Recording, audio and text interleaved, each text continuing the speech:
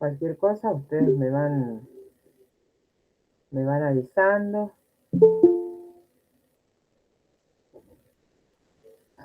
Vamos a empezar a dar.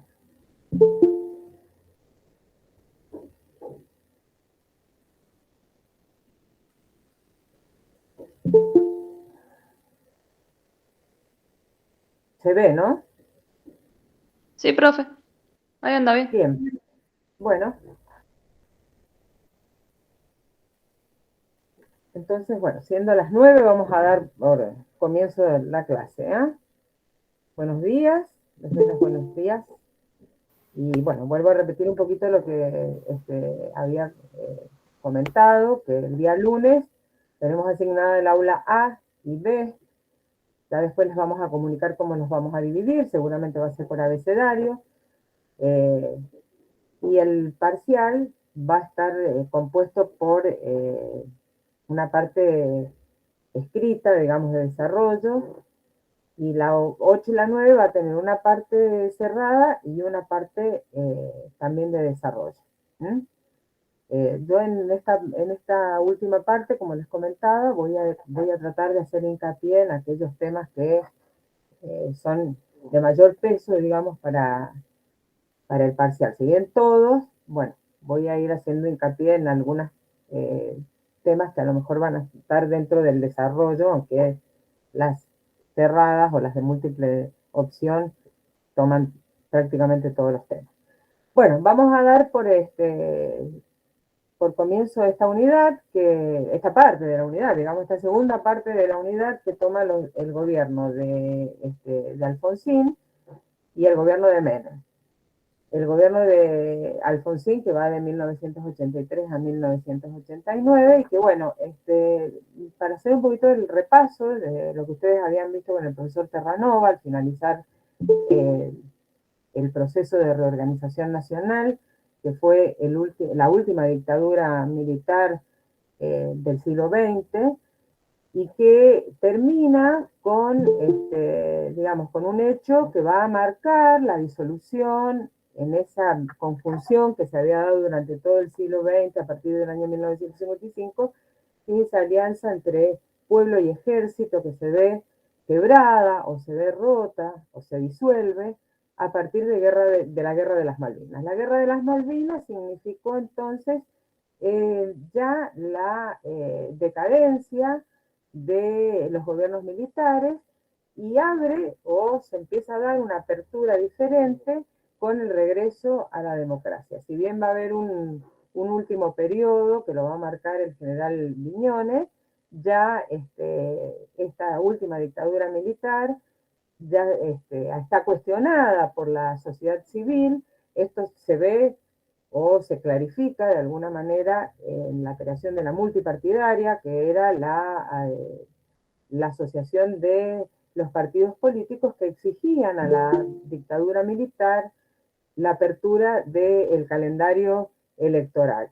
Y por el otro lado, también la convocatoria del 30 de marzo de 1982, es decir, 2 días antes de que se declarara la guerra de Malvinas, la convocatoria de la CGT a una movilización para solicitar la apertura del calendario electoral junto con la multipartidaria, ya avisoraba que la sociedad civil estaba cuestionando a este gobierno que ya también venía observado por la Comisión Interamericana de Derechos Humanos que había venido al país por la violación a los derechos humanos, justamente. Entonces, esta dictadura en el último tiempo había estado ya cuestionada internacionalmente y también cuestionada desde el punto de vista local. También un antecedente de esto es que Saúl Ubaldini, que era el representante del gremio de los cerveceros y un dirigente importante dentro de la CGT, en el año 1981 había hecho una marcha el día de San Cayetano justamente para pedir pan y trabajo, y esto había movilizado a la sociedad civil que había acompañado esa marcha. Hay que tener en cuenta que en la última dictadura militar, digamos, el contexto en que se estaba desarrollando esta dictadura, no solamente la aplicación sistemática de la violación de los derechos humanos, sino también hay que tener en cuenta la aplicación del terrorismo de Estado, que significa cuando el Estado toma las armas en contra de la sociedad civil y esconde información o, o no, justamente no hace pública la información cuando se le solicita por aquella desaparición de personas. Esta aplicación, digamos, del terrorismo de Estado, más la violación sistemática, llevado al paroxismo, como dicen algunos historiadores, llevado a su máxima expresión con la represión, la desaparición de personas, bueno, ya va marcando la última etapa de esta dictadura que va a ser, vuelvo a repetir, en esta última etapa va a ser cuestionada, no solamente por los organismos de derechos humanos que se van a empezar a formar desde el año 1977 y con la creación de madres de Plaza de Mayo y de algunas agrupaciones, como por ejemplo la CERPAC, que era el servicio de justicia que se había organizado justamente para ayuda de las víctimas o familiares de desaparecidos, sino también este cuestionamiento por parte de la sociedad civil que se lanza a las calles y que el 30 de marzo de 1982 termina con una represión, inclusive con un muerto en Mendoza. Es decir, que esta última dictadura empieza ya a ser cuestionado bajo todo punto de vista. Vuelvo a repetir, Malvinas significa la derrota de Malvinas, significa ya el descrédito, digamos, de esta última dictadura militar y ya la apertura definitiva al calendario electoral. En ese contexto, ¿cómo se posicionan los partidos? Si vamos a los partidos políticos, hay que tener en cuenta que en la última dictadura militar, el aislamiento, había habido otra vez un aislamiento de los partidos políticos debido a la persecución que habían sufrido sus dirigentes. También el ala combativa del sindicalismo había sufrido bajas y o detención por parte de la dictadura militar, y esto había hecho que en el caso del Partido Justicialista, no solamente con la muerte de su líder casi 10 años atrás, ¿no es cierto?, en el año 1974, había provocado esa crisis interna del Partido Justicialista, que no había tenido reemplazo, digamos, después de la muerte del líder, y con las bajas, y ya prácticamente desaparecido lo que ellos llamaban, lo que se llamaba en el año 73 la tendencia, es decir, la izquierda. Bueno, era un partido que estaba en plena y en una profunda crisis. Los dirigentes que empiezan a aparecer en esta última etapa son dirigentes de extracción sindical, que comienzan a tomar la conducción del partido, o viejos dirigentes que pertenecían al ala más ortodoxa del partido peronista.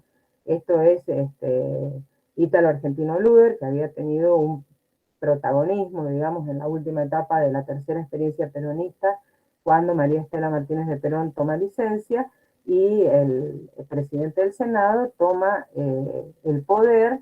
Y recuerden ustedes que en esa última etapa se producen los tres decretos de aniquilamiento hacia lo que ellos llamaban la subversión. En cuanto al Partido Radical, digamos, se encontraba mejor posicionado. ¿Por qué? Porque el Partido Radical, primero porque había un ala modernizante, digamos, o más moderna dentro del partido, que estaba encabezada por un joven en ese momento, que era Ricardo Alfonsín, que además Alfonsín era uno de los miembros de la Asociación Permanente de Derechos Humanos. Es decir, había tenido una actuación en estos últimos años en la Asociación Permanente de Derechos Humanos, y a la vez también había sido uno de los pocos dirigentes políticos que se había opuesto a la Guerra de Malvinas.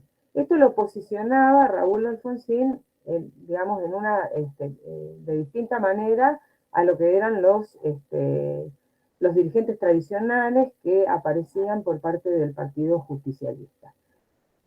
Por el otro lado, Alfonsín encarnaba, digamos, la línea de renovación y cambio y había logrado este, la adhesión, digamos, en sus filas de jóvenes y jóvenes que pertenecían a la centroizquierda dentro del arco ideológico argentino. Por el otro lado, también la Unión Cívica Radical había tenido la pérdida de Ricardo Balbín, que había sido uno de los dirigentes tradicionales dentro de la Unión Cívica Radical, y esto también hacía que Alfonsín de alguna manera se había transformado en el líder más importante, en el dirigente más importante de la Unión Cívica Radical. Bueno, durante todo el año 1983, en la última etapa ya de la dictadura, el general Viñones va a tratar de, a través de algunas leyes, decretos leyes que se van a dictar en esa última etapa, va a tratar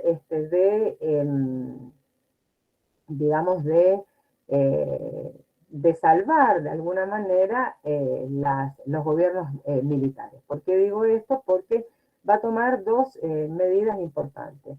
Primero, hacer desaparecer las pruebas que podrían perjudicar, entre comillas, a los gobiernos de la dictadura militar, o sea, desaparecer documentos importantes, y por el otro lado, dictar o sancionar lo que ellos denominaron la Ley de Pacificación Nacional, o lo que se conoce como la Ley de Autoamnistía, que fue dada en el año 1983, donde se querían exculpar, digamos, de aquellos delitos que se hubiesen cometido durante la dictadura militar, eh, aludiendo a que se había producido lo que ellos denominaban la guerra contra la subversión.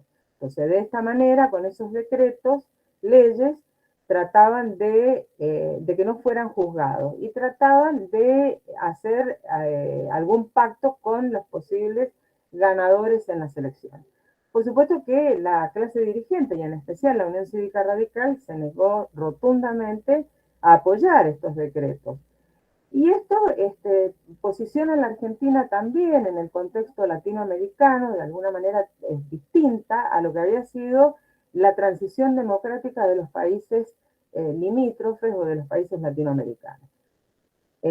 ¿Por qué esta afirmación? Porque en la Argentina justamente no se había dado una transición pactada con el gobierno militar, o sea, la transición de gobiernos militares a una democracia no había estado pactada con el sector militar o el sector castrense. En la Argentina, la transición hacia la democracia no fue pactada desde ningún punto de vista, y como pasó, digamos, en Uruguay, donde el gobierno democrático uruguayo pacta con el sector militar, o en Chile, ¿no es cierto?, cuando los militares pactan con el gobierno democrático, en el caso con Pinochet, ¿no es cierto? Entonces eran democracias que tenían una transición pactada, pero la Argentina en principio estaba libre de estas ataduras porque no había pactado su transición con el sector militar. Esto de alguna manera lo ponía a la Argentina con cierta autonomía, pero a la vez hay que tener en cuenta, y ya lo vamos a ver en el desarrollo histórico, a la vez esto comprometía de alguna manera al gobierno que tomaría el poder. Bueno, en el año 1983, ya el 30 de octubre de 1983, se va a dar las elecciones, y aquí viene digamos, la gran sorpresa que tenemos en el regreso de la democracia. Por primera vez, después de una dictadura militar como la que habíamos tenido en el año 1976, en el año 1983, por primera vez en elecciones libres, abiertas y competitivas, ganaba un partido que en la historia, y ustedes lo han visto, había ganado pocas veces, y de las pocas veces había ganado o pactando con el peronismo, o de lo contrario, teniendo o en la etapa de proscripción del peronismo. Pero la gran sorpresa del año 1983 es que accede al poder la Unión Cívica Radical con la competencia de todos los partidos, incluyendo el peronismo. Esto abre también una novedad en la República Argentina. Y entonces, dentro del programa, nosotros tenemos que analizar por qué, cuáles fueron los factores que por primera vez hacían que el peronismo fuese derrotado en elecciones, cuando el peronismo, aún en etapas de proscripción, había sido el gran protagonista. Y nosotros lo hemos visto cuando hemos analizado el 55 en adelante. Bueno, ¿por qué? ¿Cuáles serían los factores o las razones por las cuales la novedad era que la Unión Cívica Radical ganara las elecciones cuando siempre el peronismo había mantenido un piso de adhesión importante que superaba el 30%? Sin embargo, el 30 de octubre del año 1983, la Unión Cívica Radical gana las elecciones. Si bien el porcentaje que consigue para ganar las elecciones del 83 lo posiciona como el gran triunfador, el peronismo va a retener parte de las provincias, y no solamente va a retener parte de las provincias, sino que también va a tener un importante número en ambas cámaras en el Congreso Nacional. Pero de todos modos veamos por qué o cuáles serían las razones por las cuales la sociedad elige o va a optar, digamos, por los candidatos de la Unión Cívica Radical. Si vamos a la postura, digamos, del Partido Justicialista con respecto a lo que había sucedido en la última dictadura militar, bueno, el Partido Justicialista había tenido una postura condescendiente con los militares, tenía una estructura partidaria absolutamente intacta que no había logrado todavía renovar, internamente no se había logrado renovar, con candidatos antiguos, o con candidatos que pertenecían a la ortodoxia, como dije recién, a la ortodoxia peronista, y por el otro lado no había tenido no había hecho público o no se había pronunciado públicamente con respecto a lo sucedido en la última dictadura militar. Esto hacía, por el otro lado, que la campaña de Raúl Alfonsín fuese una campaña donde denunciara un pacto, un supuesto pacto militar sindical, y esto, por supuesto, teñía al Partido Justicialista, ¿no? O sea, él denuncia que hay un pacto entre los militares y los sindicalistas justamente para que los militares no fuesen juzgados por el gobierno que tomaría el poder después de las elecciones de 1983. Sin embargo, la Unión Cívica Radical se presentaba de una manera muchísimo más moderna frente a la sociedad, con una campaña novedosa. Esta campaña novedosa no solamente recogía digamos, los principios que siempre había mantenido la Unión Cívica Radical, que era la defensa de la Constitución y la libertad, estos principios que ya venían siendo defendidos desde la creación de la Unión Cívica Radical, es decir, desde el año 1891, desde la dirigencia de Alén en adelante, sino también que ahora se agregaba el tema de la tolerancia, de la pluralidad dentro, o sea, se inauguraba, o Alfonsín pretendía con la campaña electoral dar un mensaje a la sociedad donde se iba a inaugurar una etapa de una democracia pluralista, de una tolerancia política sin violencia, y por el otro lado también Alfonsín en su campaña fue mucho más directo, y logró la adhesión de la sociedad civil, porque también plantea justicia, verdad y justicia, que eran los pilares, digamos, que sostenían la campaña de Alfonsín.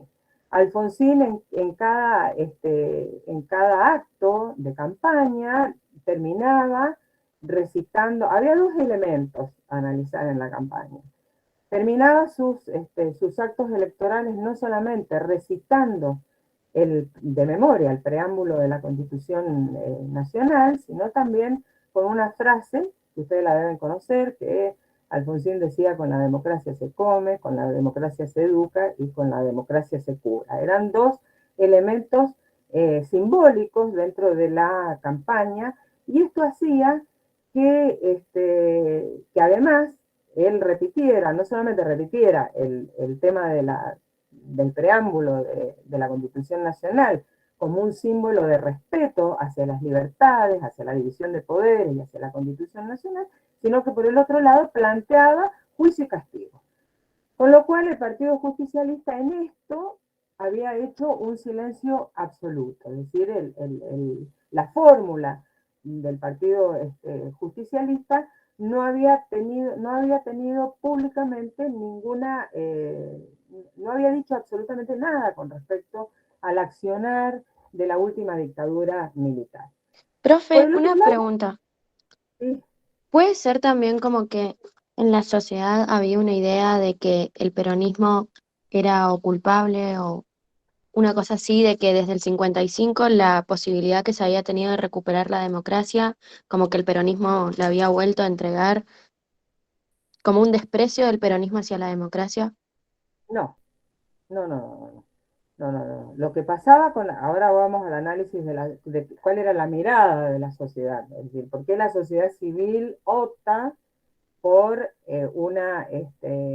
si fuese eso lo que vos estás diciendo, entonces desde el 55 el peronismo no hubiese tenido digamos, el porcentaje de votos, y que cada vez que se abría la posibilidad de que el peronismo se presentara, ganaba elecciones. No, no, no, no. Lo que ocurrió en el año 1983, y ahora voy a ese análisis que vos me preguntás, es por qué la sociedad valorizó, digamos, esta propuesta de la Unión Cívica Radical y no se inclinó por la propuesta del peronismo. No solamente por estos hechos que acabamos de mencionar, por el tema de que la Unión Cívica Radical presentó en su campaña Verdad y Justicia, o Justicia y Castigo, hacia los que hacia la dictadura militar, sino que la sociedad asociaba al peronismo, la tercera etapa del peronismo, con la violencia política. Esto sí era una cuestión que la sociedad tenía muy presente en su memoria y asociaba la violencia con el peronismo. Obviamente los años 70 habían estado marcados por la violencia política, nosotros lo vimos, el enfrentamiento del partido hacia el interior del Partido Justicialista entre la izquierda y la derecha, había sido justamente que la violencia se viera en la vida cotidiana y golpeara la vida cotidiana de la sociedad civil. Entonces, la imagen que la sociedad civil tenía hacia el peronismo era una imagen asociada con la violencia de los años 70. Esto sí fue muy fuerte, inclusive el cierre de campaña fue a veces determinante para aquellos indecisos o para aquellos votantes que todavía no tenían decidido su voto, porque el cierre de campaña fue, a lo mejor para los que somos más grandes lo recordamos, fue en la ciudad de La Plata, La Sierra, Herminio Iglesias, que era un dirigente eh, de, este, del partido de Avellaneda, y La Sierra quemando un cajón donde decía Unión Cívica Radical. Si ustedes ven los documentales de la época, Herminio Iglesias cierra la campaña en la ciudad de La Plata. Herminio Iglesias era candidato a gobernador en el año 83 por el Partido Justicialista, y cierra esa campaña quemando un cajón que decía Unión Cívica Radical. Esto, asociado a la imagen de la violencia que estaba muy presente digamos, en la mente de los argentinos, hace que los argentinos prioricen la campaña, prioricen la propuesta llevada a cabo por Alfonsín. Las fórmulas presidenciales eran las fórmulas más importantes, por supuesto que hubo otras, ¿no? Pero las fórmulas más importantes dentro de los partidos mayoritarios era el Partido Justicialista este, ¿qué pasó acá? Esperen un poquito, no sé qué.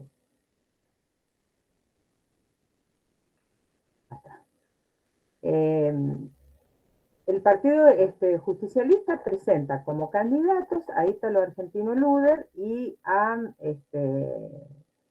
Diolindo Vittel. Diolindo Vittel, que venía del Partido Conservador, y Ítalo Argentino Luder, que era un peronista, digamos, como les dije recién, asociado más, eh, al peronismo más tradicional o más ortodoxo.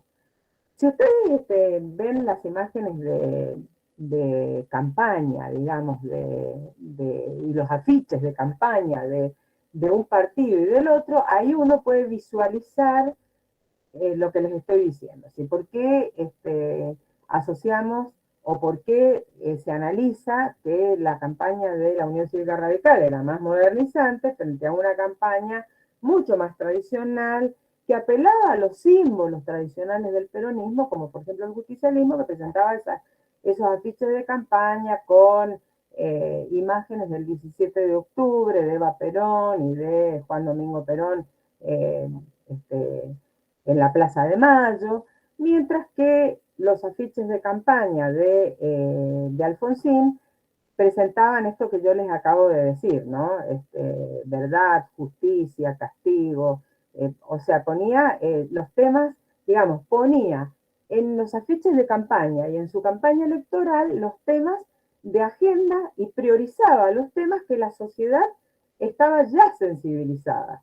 Recuerden ustedes que la Argentina había tenido la visita de la Comisión Interamericana de Derechos Humanos, y esto había visibilizado, digamos, un tema que, si bien había estado escondido a través de lo que había sido la campaña del Mundial 1978, y había tratado, y digamos, el sector militar había tratado nuevamente de posicionarse frente a la sociedad con un tema tan sensible a los argentinos como era la guerra de Malvinas.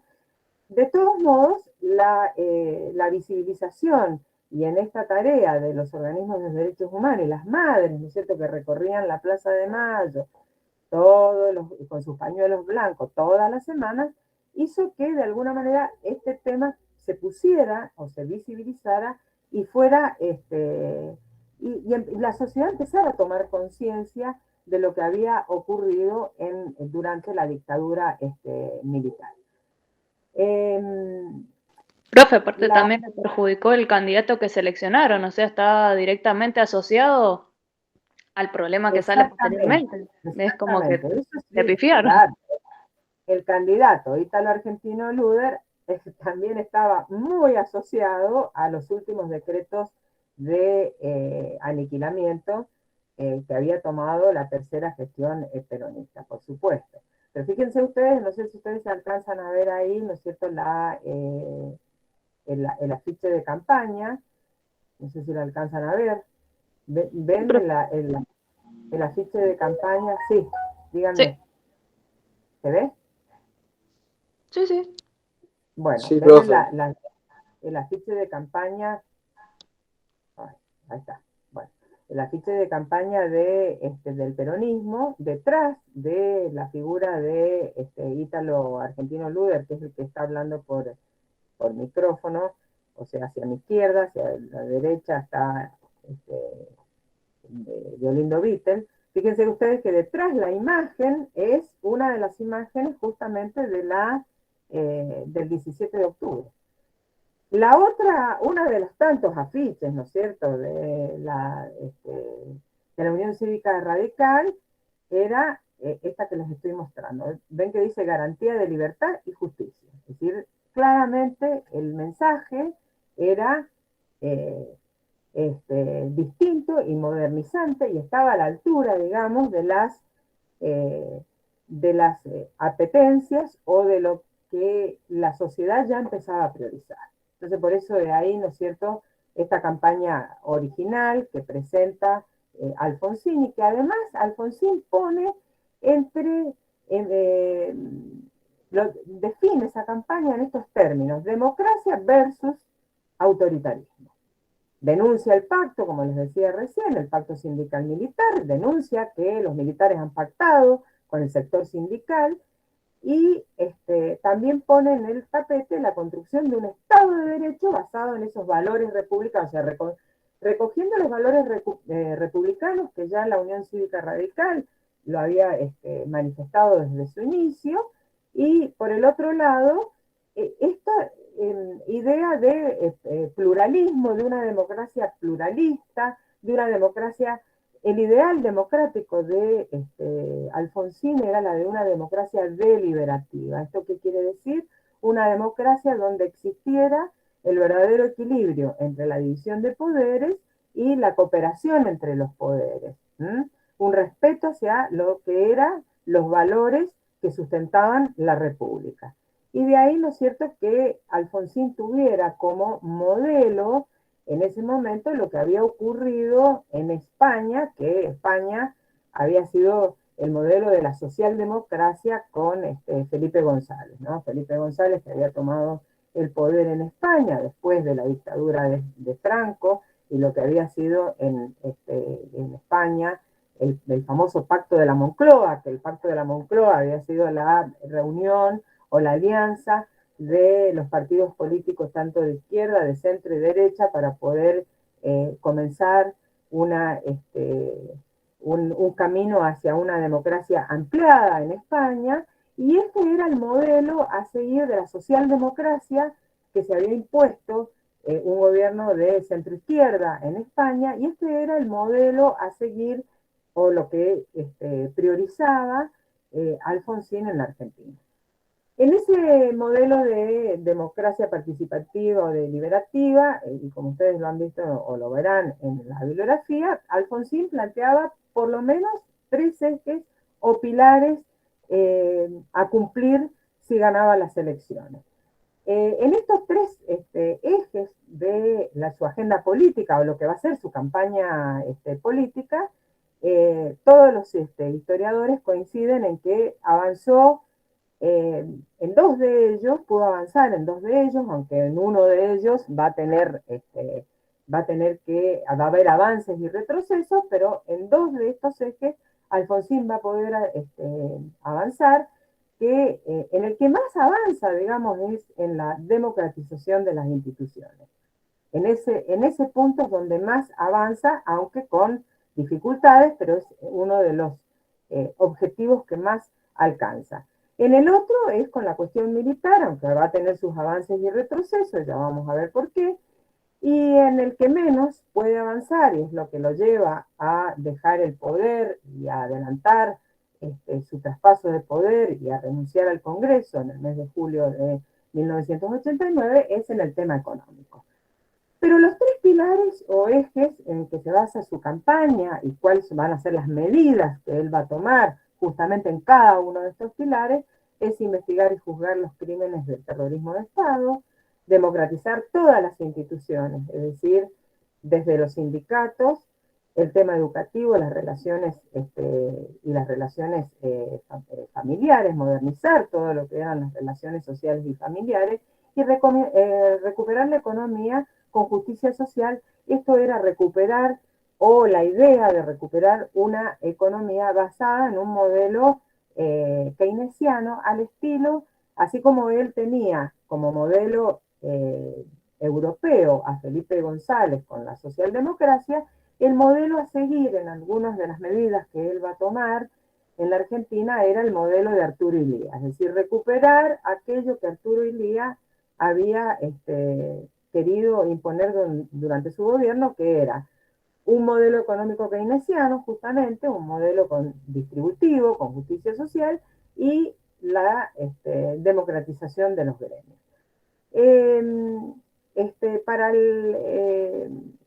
Para la estrategia de gobierno, para el tema de juicio y castigo en la cuestión militar, que era uno de los temas más caros a la Argentina, digamos, y cómo lo iba a abordar Alfonsín.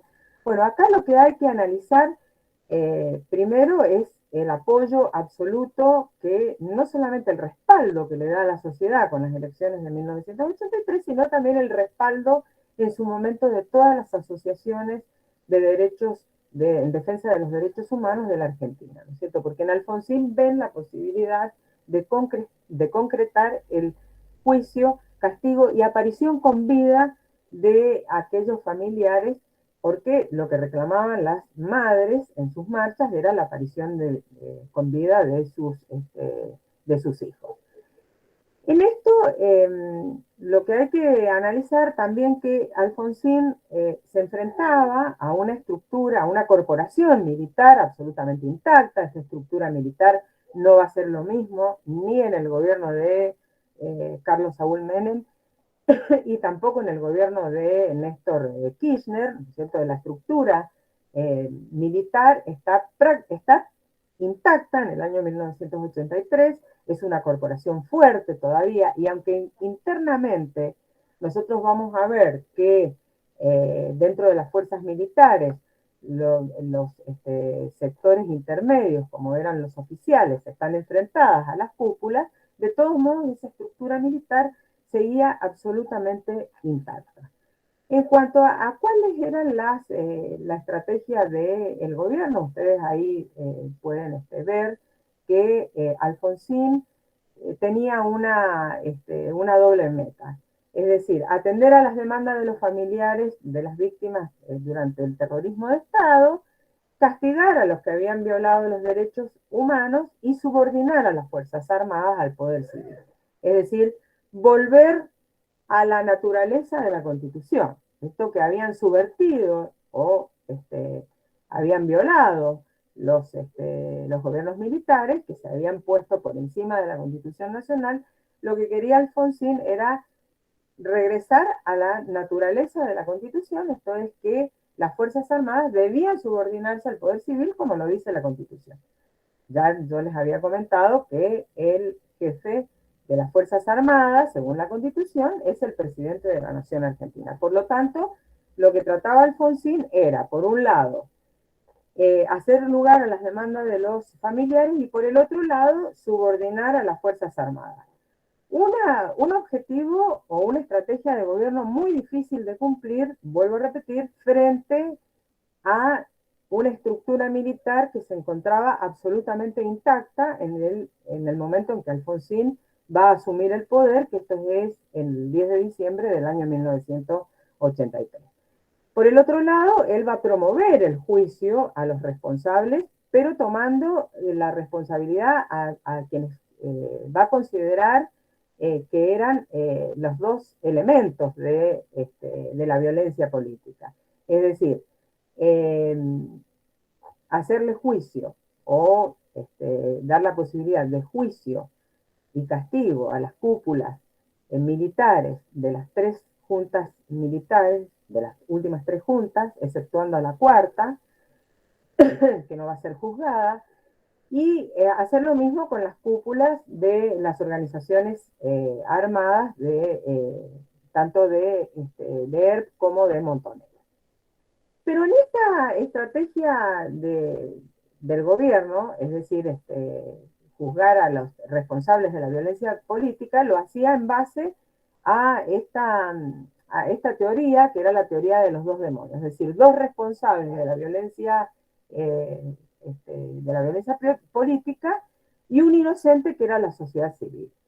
Bueno, esto va a ser bastante, con el tiempo esto va a ser bastante debatido, ¿no? Y bastante criticado y cuestionado en el desandar histórico, y en especial durante la gestión del gobierno de Néstor Kirchner, la teoría de los dos demonios, como los organismos de derechos humanos lo van a cuestionar, es decir, ¿cuál era la crítica? La crítica va a ser que Alfonsín, de alguna manera, aunque esto no es así en el plano del análisis histórico, que Alfonsín quería equiparar las dos violencias. En realidad, Alfonsín siempre había dejado en claro que más responsabilidad tenía quienes detentaban el poder, como en el caso de los militares, que las organizaciones armadas, en el caso de Montoneros o en el caso de ¿por qué el objetivo, cuál era el objetivo de gobierno de Alfonsín con respecto a la cuestión militar? Él lo que quería, si bien quería juzgar a los responsables de la violencia política, quería limitar esas responsabilidades. Es decir, ¿por qué lo va a querer limitar? Porque Alfonsín tenía muy bien en claro que esta corporación militar estaba intacta. Y para no hacer peligrar la democracia, quería en principio limitar esas responsabilidades. Y por el otro lado, si bien va a dar la posibilidad al juicio, y esto es un tema importante, y cuando digo que es un tema importante a tener en cuenta, es un tema importante en el parcial, es decir, cómo llegamos al juicio, cuáles son las etapas para poder llegar al juicio, y por el otro lado, cuál es el objetivo de Alfonsín. Si Alfonsín, si bien tenía claro que había que juzgar a los responsables del terrorismo de Estado, por el otro lado, también el otro objetivo era dividir esas responsabilidades. Dividir las responsabilidades de aquellos que habían dado las órdenes, aquellos que habían cumplido las órdenes y habían cometido exceso en cumplir las órdenes, y aquellos que habían obedecido las órdenes. Es decir, tratar de delimitar o de dividir las responsabilidades para juzgar a los dos primeros, digamos, y dejar fuera de esas responsabilidades a esa división que él hacía a los terceros, que eran los que habían obedecido órdenes. Profesora, bueno, sí. Sí, disculpe. Alfonsín había tenido también una pequeña formación castrense, porque él terminó el secundario en el Liceo Militar, e inclusive había sido compañero de Galtieri. Así que más o menos tenía cómo funcionaba el Código de Justicia Militar, por eso también no quería poner a todos en la misma bola. Bueno, ahora vamos a eso. ¿Qué es lo que pretendía Alfonsín? No sé si esto habrá tenido peso, su formación, porque la mayoría de ellos había egresado de la escuela del Liceo Militar, del Colegio Militar. Acá en Mendoza muchísimos dirigentes, y aún más les digo, los jóvenes que pertenecían a las organizaciones armadas, muchos de ellos eran liceístas, como en el caso de Mendoza, hay muchísimos liceístas, muchos habían recibido, o sea, era, ¿cómo les puedo decir? En la época, para los padres, era como un orgullo mandarlos a estudiar al liceo militar. Esto no significa que...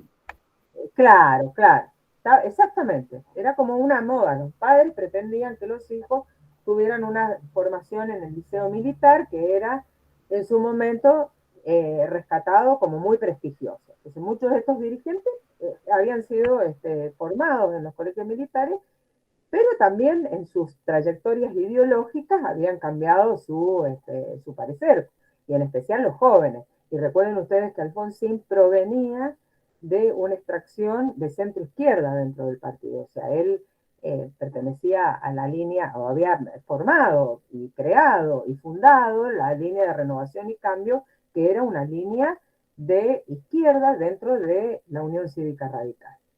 Pero ahora vamos a esto que me planteas con respecto al código. Digamos, ¿cuáles eran las medidas que se fueron tomando para poder llegar al juicio? En el año 1985 se va a llegar al juicio a las cúpulas militares. Lo primero que hace Alfonsín apenas llega al gobierno, recuerden ustedes que para evitar que fueran juzgados los militares, en la última etapa del gobierno militar habían dado el famoso decreto llamado Ley de Pacificación Nacional, o más conocido como la Ley de Autoamnistía, para no ser juzgado. ¿Qué es lo que hace Alfonsín? Apenas asume, el 22 de diciembre del año 1983, él deroga el decreto Ley de Autoamnistía, y en el mismo día dicta un decreto en el cual no solamente ordenaba el juicio a los miembros de las tres primeras juntas y a los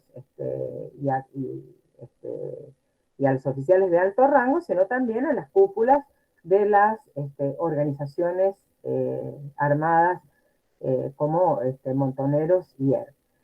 Pero además, en el mismo momento, envía un proyecto de ley para reformar esto que vos me preguntás, Ariel, que era el Código Militar de Justicia, Pero en esa reforma del Código Militar, ¿qué es lo que pretendía Alfonsín? Pretendía que las propias Fuerzas Armadas se autojuzgaran y se autodepuraran, es decir, hacer una especie de autodepuración donde las propias Fuerzas Armadas juzgaran a través de los tribunales de justicia propios de los militares, pero si esta instancia no se cumplía, es decir, si no se autojuzgaban, esto pasaba a la justicia civil, que es lo que realmente pasó en la realidad, es decir, como los militares. En la Sí. bibliografía, profesora, yo interpreté, de acuerdo a lo que leí, que independientemente de las resoluciones obtenidas por el Código de Justicia Militar, igual iban a ser esas sentencias, iban a ser revisadas por la justicia civil, por lo cual los militares no acceden a hacer esa autodepuración. Exactamente. Sí, está bien lo que, Claro. lo que leí. Está bien. O sea, por un lado, esa reforma del Código Militar, ¿qué es lo que hacía la reforma del Código Militar? Cuando él manda el proyecto de ley, ¿qué es lo que habilita? Esa instancia, justamente. Esa instancia de revisión por parte de la justicia civil. Es decir, poder revisar en el caso de que se dictara alguna sentencia, que la justicia militar dictara o se autojuzgara una sentencia, la instancia se abría para la justicia civil. ¿Sí? ¿Quedó claro, Ariel? Sí, profesora. Sí, me quedó claro. Entonces, eso es lo que habría, se abría el camino, habría esa instancia para la justicia civil. Esto era también lo novedoso, y es lo que pasó en la realidad, ¿no es cierto? Y por el otro lado, la otra instancia que va a servir para el juicio, ¿no es cierto?, que va a ser la base del juicio, va a ser la creación de la CONADEP. La CONADEP, que era la Comisión Nacional de Desaparecidos, que estaba integrada por figuras prestigiosas, tanto periodistas como escritores. Ahí estaban Ernesto Sábato, ¿no es cierto?, la periodista Iñazú, ¿no es cierto?, y otros integrantes que pertenecían a la CONADEP. Alfonsín la crea, y acá Alfonsín crea la CONADEP dependiente del Poder Ejecutivo Nacional. Los organismos de derechos humanos ahí ponen o presionan al gobierno para que la CONADEP dependiera, digamos, de una bicameral de justicia. Los organismos de derechos humanos lo que pedían es que el Congreso habilitara una comisión bicameral y que estuvieran representadas todos los partidos políticos. Bueno, por una cuestión de agenda política, y además porque Alfonsín, obviamente, es un gran político, hace que la CONADEP se cree bajo la égida, digamos, del Poder Ejecutivo Nacional. Esta Comisión Nacional de Desaparecidos, que trabajó intensamente desde el año 1900, desde que se da la posibilidad hasta el año 1900, hasta finales del 84 hasta el 85, que se edita en el libro del Nunca Más, trabaja denodadamente para recibir todas aquellas, o sea, lo que va a hacer la CONADEP es recoger todas aquellas denuncias de los pocos sobrevivientes que había habido de la época de la represión, más los testimonios de familiares y amigos que habían tenido un desaparecido. En realidad, cuando se da a conocer los testimonios de los familiares o amigos, la sociedad obviamente se sensibiliza aún mucho más de lo que ya estaba, porque estos tramos de El Nunca Más se empiezan a conocer por los medios de comunicación masivos. La sociedad tiene acceso a estos testimonios, y por supuesto que esto hace tocar aún más las fibras de una sociedad que ya venía sensibilizada por todo lo que hemos expuesto. Digamos, estos testimonios sirven porque como no hay cuerpo, lo que hay que pensar es que acá no hay cuerpo del delito, es decir, estamos hablando del reclamo de desaparecidos. Es decir, no sabemos qué es lo que ha pasado con ellos. Entonces, estos testimonios van a ser cruciales a la hora del juicio, a la hora de dar la instancia del juicio. Pero volvamos un poquito a esto que decíamos recién. Cuando Alfonsín da la posibilidad o permite que los militares se autojuzgaran para autodepurarse, los militares categóricamente justifican su accionar, lo justifican a través del argumento de una guerra sucia, de un enfrentamiento de dos, como una guerra realmente, donde se enfrentaban dos enemigos, y justifican todo el accionar que habían tenido a partir del año 1976. Por lo tanto, frente a esta negativa de autojuzgamiento y de autodepuración, se abre esta instancia civil y se llega al juicio en el año 1985. Un juicio que va a ser visto por la televisión. Este juicio va a ser televisado, o sea, la sociedad va a tener la posibilidad de verlo día a día, tener enfrente a los represores y verlo por televisión. Ahí actúa un fiscal que va a ser muy famoso porque el alegato del fiscal Estracera va a terminar justamente con la frase del nunca más. O sea, cuando se termina el juicio, el fiscal Estracera toma la frase de la CONADEP y dice, esto nunca más. Bueno, en ese juicio que es inédito, ¿por qué inédito? Porque en Latinoamérica es el único país que lleva al banquillo de los acusados a los militares. Esto es un gran avance. Acá está un avance de Alfonsín en cuanto a la cuestión militar. El avance de enjuiciar a aquellos que eran los responsables, digamos, de los delitos cometidos durante la dictadura militar. Bueno, como he puesto ahí en el PowerPoint, ¿no es cierto?, pasados esos 6 meses que se había dado a Alfonsín, que les había dado 6 meses para que se autojuzgaran, cumplido ese plazo, pasa a la justicia civil. Los testimonios, como dije recién, son fundamentales a la hora del juicio. Esto es inédito, vuelvo a repetir, en Latinoamérica, porque es el único país que juzga a sus Fuerzas Armadas. No lo hacen ni Uruguay, ni Brasil, ni Chile, ni ninguno de los países latinoamericanos.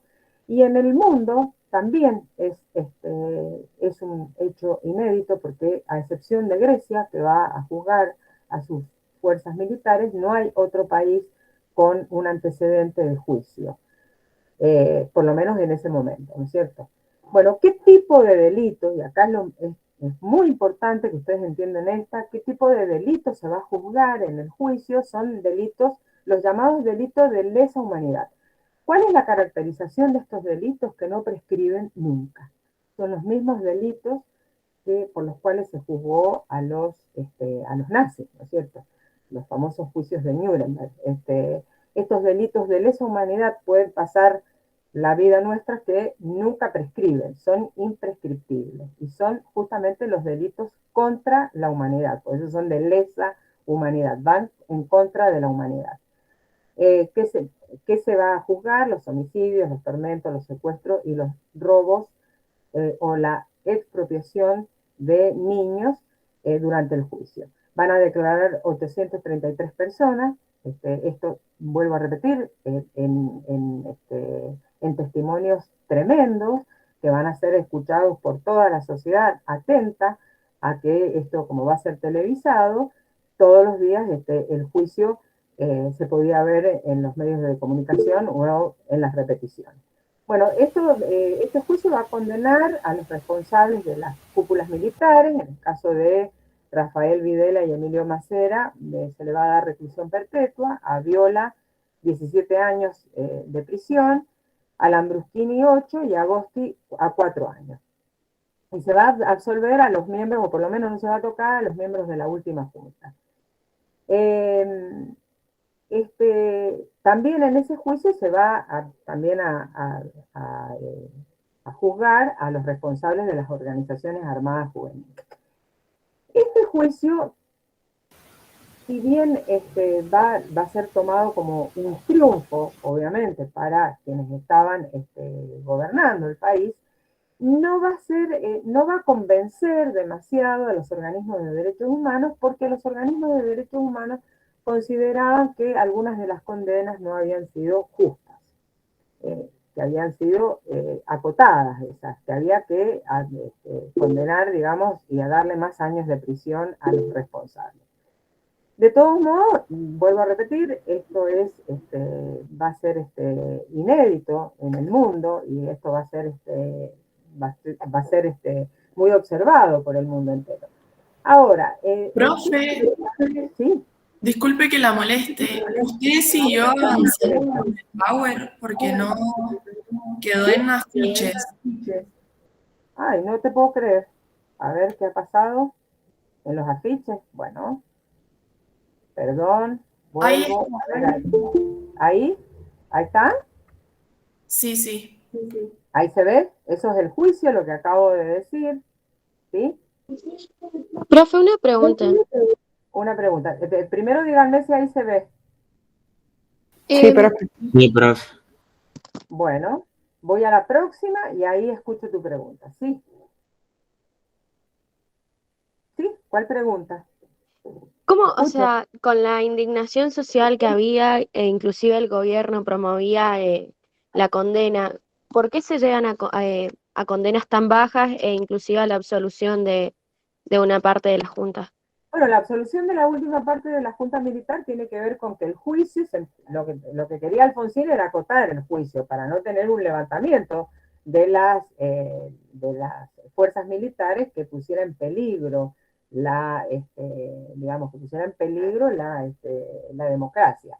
Ustedes lo que tienen que ver, no juzgarlo con los ojos de hoy, porque si uno analiza a todos los avances que se han hecho con los juicios al día de hoy, o lo que nosotros seguimos viendo, no vamos a entender el contexto, ¿no es cierto? Y el contexto es acotarlo a lo que pasa en el año 1983, a la intencionalidad que tenía el gobierno de limitar esos juicios para que no se hiciera, para que eso no fuera una bomba atómica que saltara y pusiera en peligro una democracia que recién caminaba sus primeros pasos en el año 1983.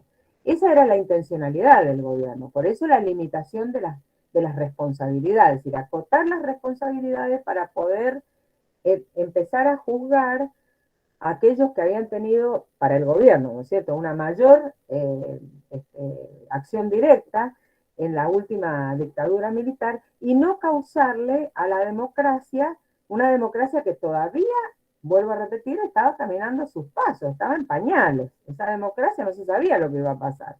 A ojos de hoy, o nosotros tenemos lo retrospectivo, a hoy uno lo puede hacer con una mirada distinta, porque el valor de la democracia no se ha puesto en juego. Esa es una gran herencia que dejó el regreso, la revalorización de la democracia en la sociedad es una gran herencia que nos ha dejado a partir del año 1983, pero nosotros tenemos que ubicar en la época. Entonces, de ahí la limitación a las cúpulas.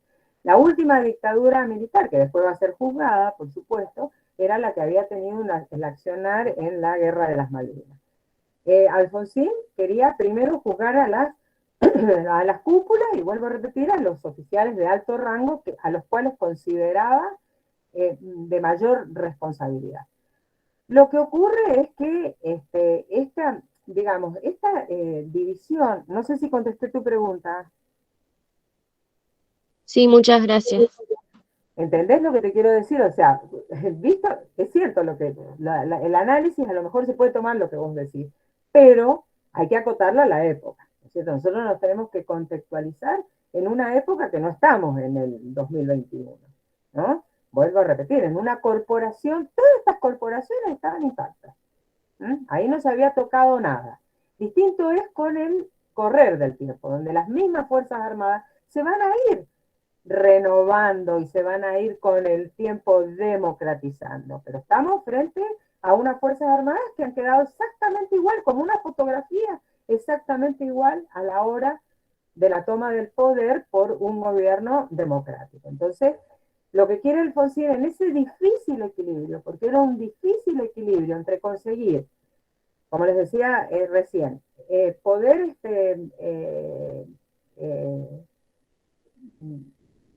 calmar de alguna manera a las demandas de los familiares y a los integrantes de derechos humanos, y por el otro lado no causar un problema a la democracia, que evidentemente lo va a tener, porque lo vamos a ver en el levantamiento de que empiezan los oficiales, empiezan a producir en la Argentina, levantamientos que no van a terminar hasta el gobierno de Menem.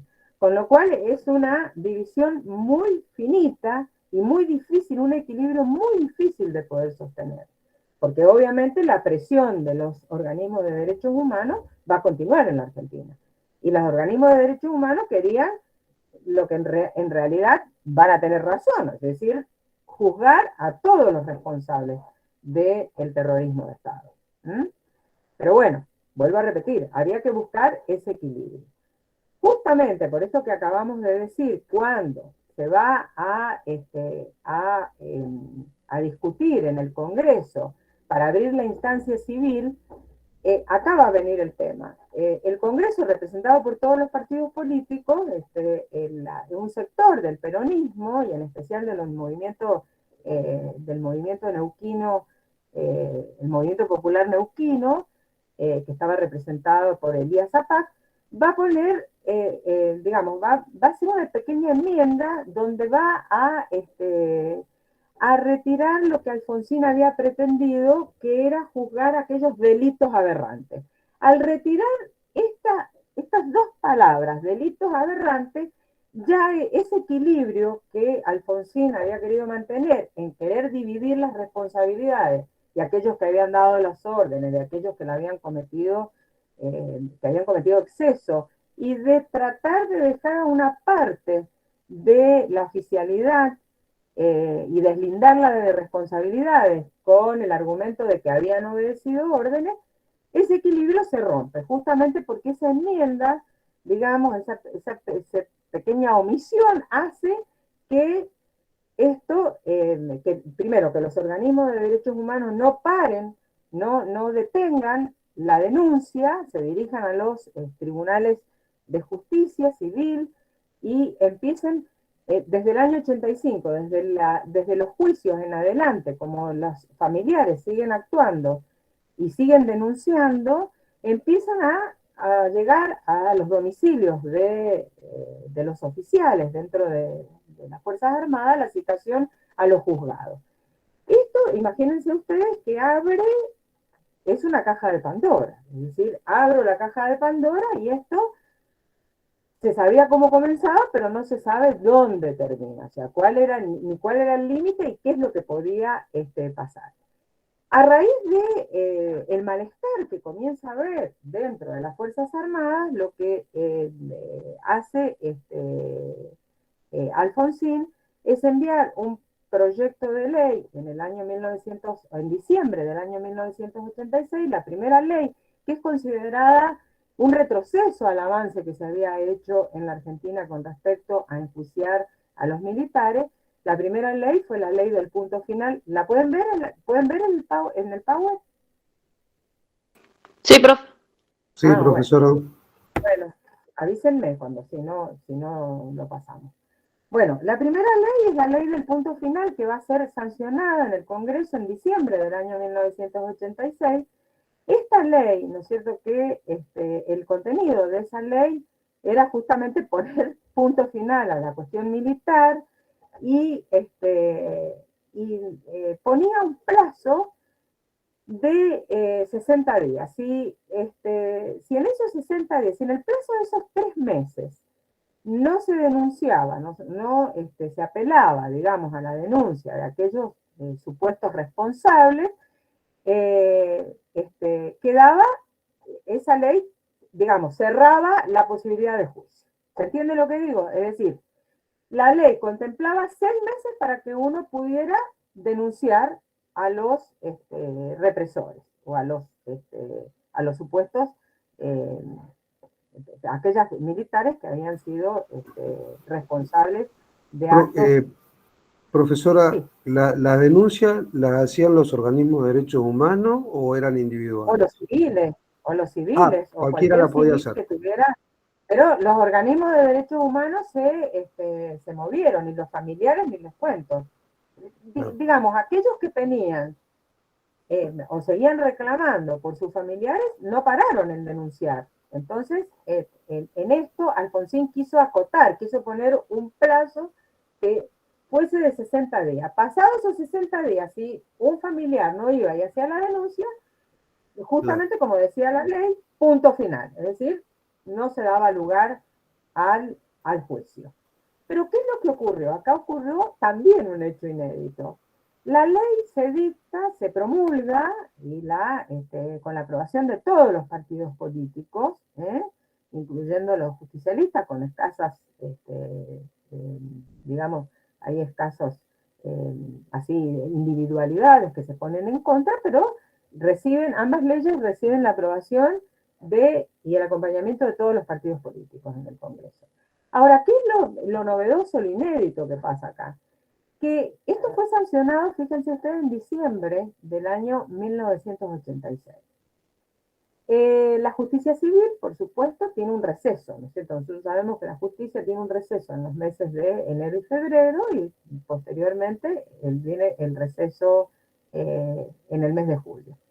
Bueno, los tribunales y las cámaras federales no se tomaron licencia y siguieron trabajando y recibiendo las denuncias de los familiares. Por lo tanto, al no parar, digamos, con la función de los tribunales, imagínense ustedes que iban llegando cada vez más las citaciones a los oficiales. Aquellos que habían quedado fuera, digamos, en principio, habían quedado fuera de las responsabilidades. En la medida en que ya entramos, la ley del punto final es en diciembre del año 1986, durante el inicio del año 1987, esto es enero, febrero, marzo, abril, llegaban las citaciones a los oficiales. ¿Cuál fue la respuesta de los oficiales? El levantamiento, ¿no es cierto?, de cara pintada pues se camuflaban la cara como en situación de guerra, durante la Semana Santa de 1987. Se levanta Aldo Rico, toma la guarnición de Campo de Mayo y se declara en rebeldía, no solamente del gobierno, sino de los mandos militares. ¿Y qué es lo que solicitaban? Justamente solicitaban que fueran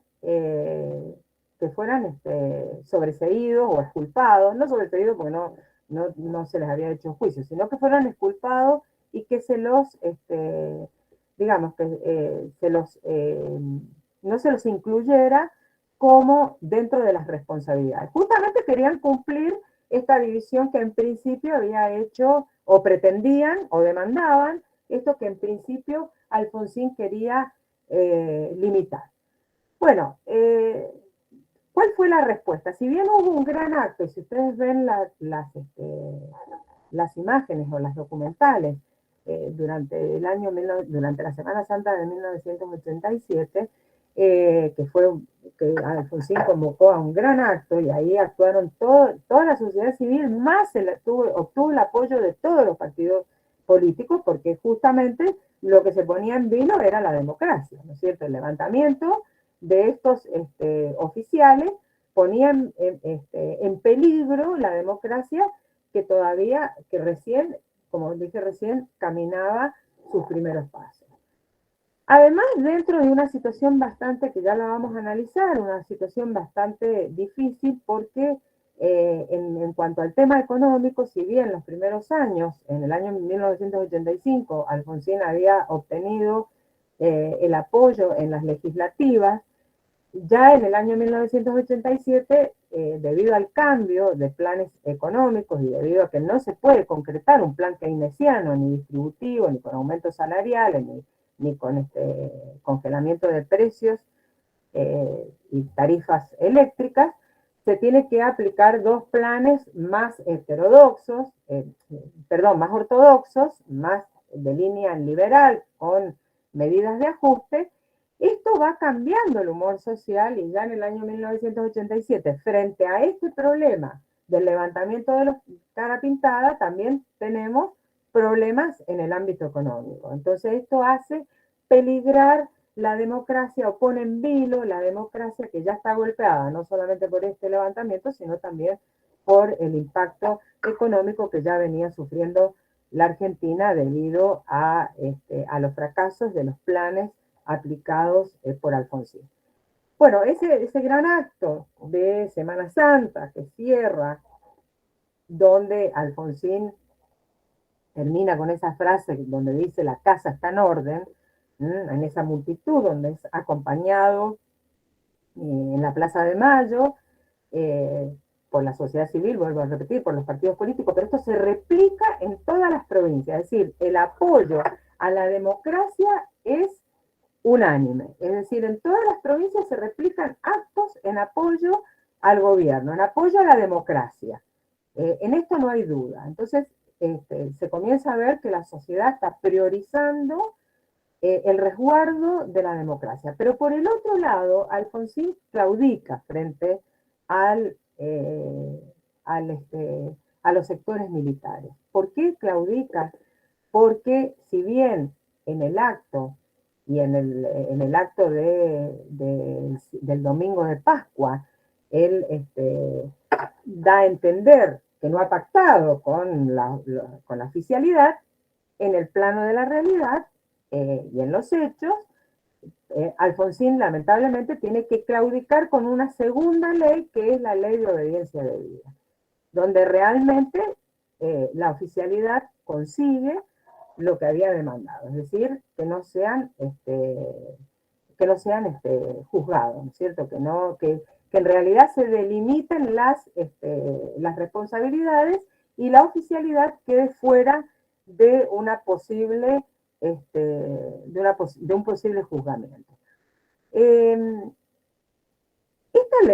Esta ley que significó un retroceso en cuanto a la cuestión, estas dos leyes que significaron un retroceso en cuanto al avance de la cuestión militar, no van a dar por terminado el malestar dentro de la oficialidad, porque en el año 1988 se van a producir los hechos de Montecaseros en Corrientes, que lo va a protagonizar nuevamente, o lo va a comandar Aldo Rico.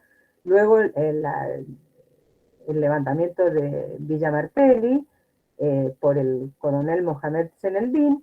Y en el año 1989 también Alfonsín va a tener un levantamiento también corresponde al poder civil, apoyado por los grupos de izquierda, que es el movimiento Todos por la Patria, donde hay un enfrentamiento y ahí mueren 39 personas. De 40 personas que se habían levantado, digamos, contra el gobierno, mueren 39 personas. Con lo cual, estos hechos que terminan ya en el año, durante el gobierno de Alfonsín, en el año 1989, más estas dos leyes, van debilitando al gobierno de la Unión Cívica Radical. Sumado a la cuestión económica, esto le produce como un agotamiento al gobierno que se va a ver, por supuesto, reflejado en las elecciones. Bueno, en definitiva, en este objetivo que tiene Alfonsín en su gobierno de querer someter o subordinar las fuerzas militares al poder civil y volver a esa naturaleza, digamos, de la Constitución Nacional, no lo logra. Lamentablemente, la subordinación del poder militar al poder civil no se logra durante el gobierno de Alfonsín. Es más, queda latente. De hecho, se producen nuevamente estos levantamientos por parte de la oficialidad.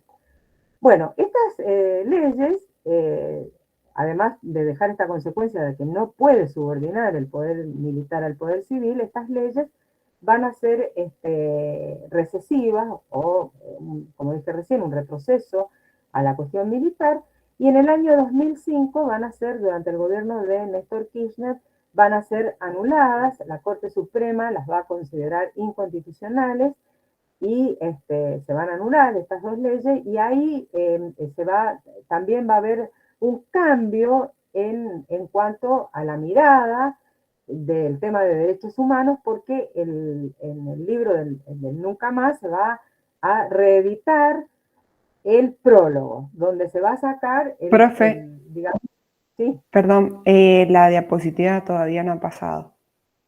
no, estoy con la ley de obediencia de vida. Ah, listo, perfecto, pensé que había pasado. Ya paso a la otra, sí, ya sé, ya ahora paso a la otra.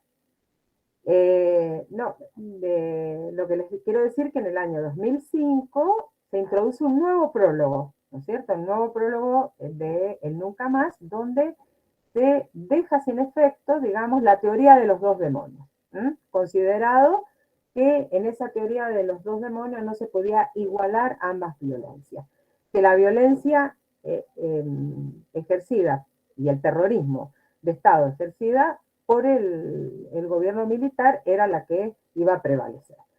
Bueno, en cuanto a digamos, a la segunda, ahí se ve la otra diapositiva. Sí. Sí, profe. Bueno, en cuanto a la segunda meta, digamos, que es donde más avanza Alfonsín, en cuanto a la segunda meta que se había impuesto Alfonsín, que es la modernización institucional y social, es donde más avanza, aunque obviamente siempre hay palos en la rueda, ¿no es cierto? No todo no todo se puede lograr, pero en realidad en esto que Alfonsín quiere modernizar, y vuelvo a repetir, hay que ubicarse en el contexto de 1983. Venimos de una dictadura muy dura, donde ha impactado no solamente en la sociedad civil, sino en todas las instituciones. ¿Qué quiero decir con esto? Que el impacto se ha recibido en las instituciones educativas, donde el gobierno militar inclusive durante todo el gobierno militar, ha creado materias que tenían que ver con el autoritarismo, ha eliminado otras materias que antes existían. Muchos de estos profesores que estaban en sus cátedras han tenido que emigrar a países, algunos han sido perseguidos, y por lo tanto el autoritarismo ha penetrado, digamos, ha sido como una cuestión capilar que ha penetrado en la sociedad argentina. Por lo tanto, en esto que plantea Alfonsín ya desde la campaña política en la modernización institucional, en la modernización de las relaciones familiares, y plantea en términos de democracia versus autoritarismo, lo que comienza a hacer Alfonsín es esta modernización. No solamente en las instituciones educativas, que ya voy a ir a ese tema, sino también en algunas corporaciones. Él quiere modernizar las corporaciones que también estaban intactas, como era la organización sindical. Retomando un poco lo que había intentado el gobierno de Arturo Illia en la democratización de los gremios, él va a impulsar una ley, que es la famosa ley Mucci, que llevaba el nombre del ministro de Trabajo en ese momento, donde ¿qué es lo que pretendía Alfonsín? Darle cabida a las minorías, democratizar la elección de los dirigentes sindicales, y que estas elecciones fueran supervisadas por el Ministerio de Trabajo. Bueno, ¿qué es lo que sucede con esta ley? Que por supuesto va a recibir la negativa, no solamente de todo el sector sindical, sino también del propio partido justicialista, que se va a oponer a la modernización y la democratización de los gremios. Es decir, no va a dar quórum en el Congreso Nacional, y esta ley va a quedar trunca. Es más, va a tener como consecuencia la renuncia de Mucci y el reemplazo de un ministro de Trabajo de extracción sindical, que era Carlos Alderete. Es decir, en cuanto al avance de la democratización de los gremios, no se pudo concretar.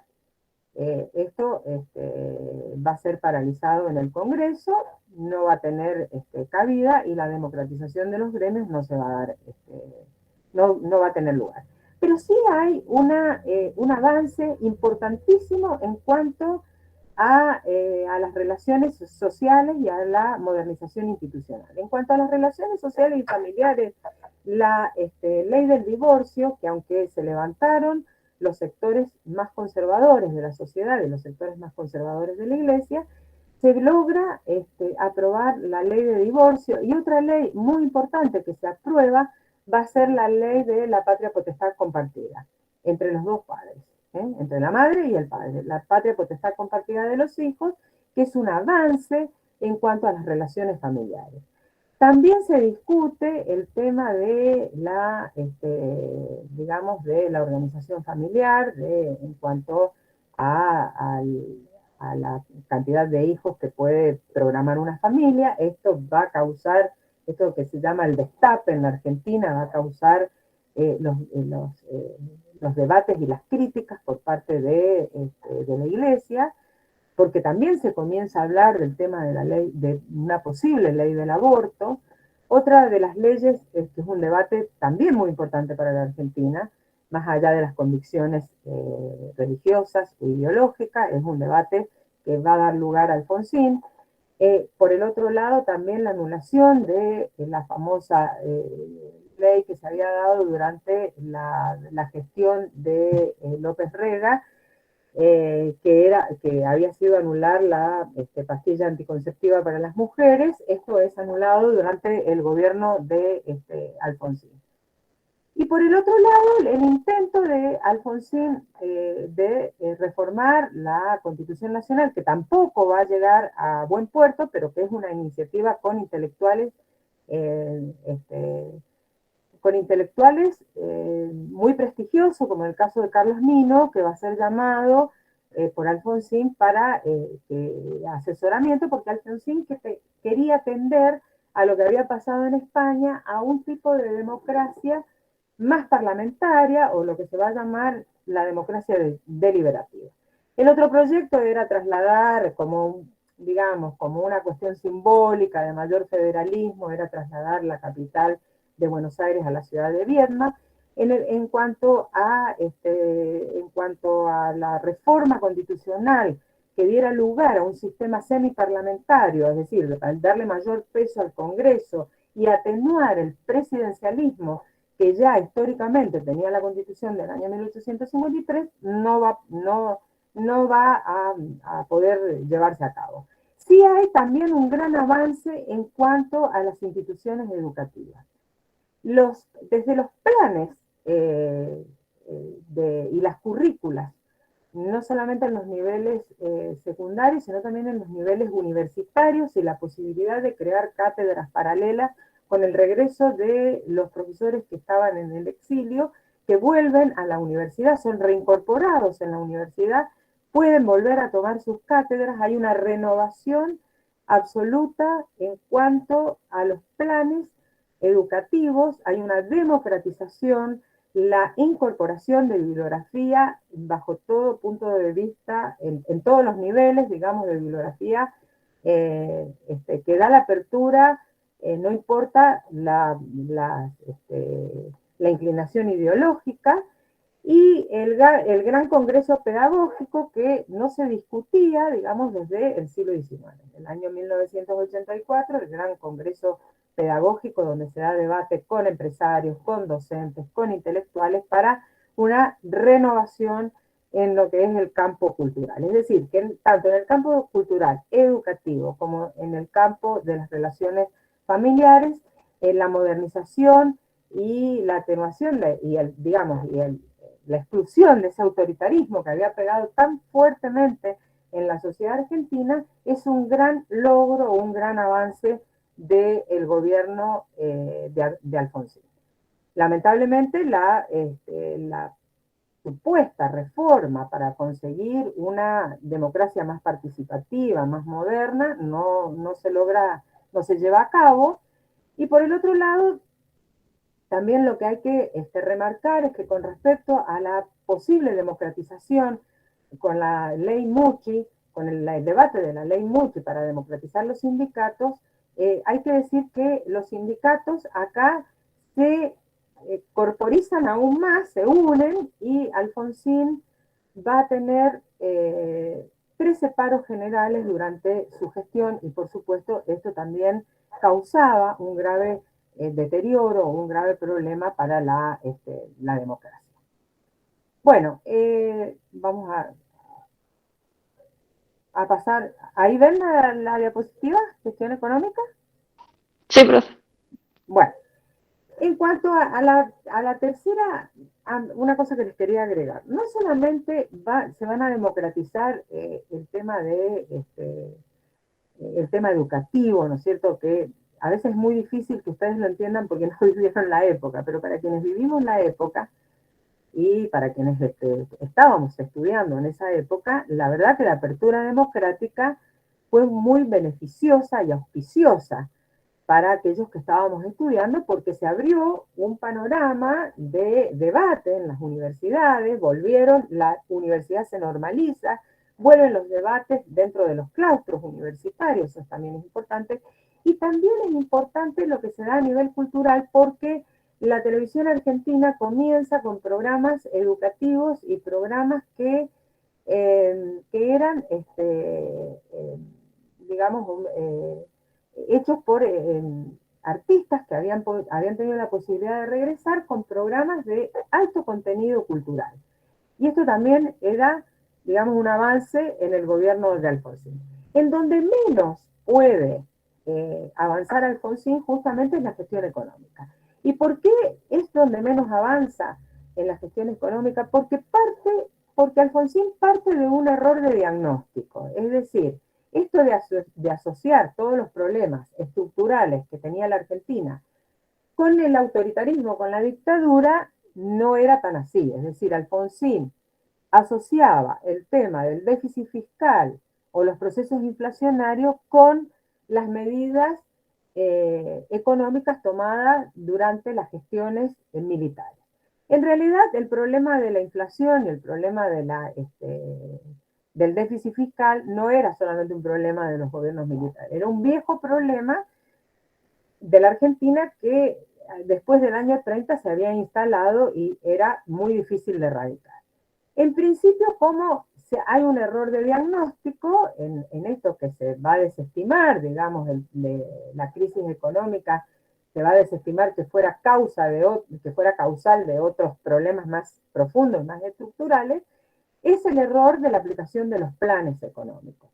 El primer plan económico que va a aplicar Alfonsín con su ministro Greenspoon, Bernardo Greenspoon, va a ser un plan de tipo keynesiano donde en principio va a haber aumentos salariales, distribución y tratar de hacer un plan que reactivara la industria nacional. Pero este plan, ¿por qué tenía sus límites? Porque había dos crisis y herencia en el gobierno que atravesó el gobierno de Alfonsín.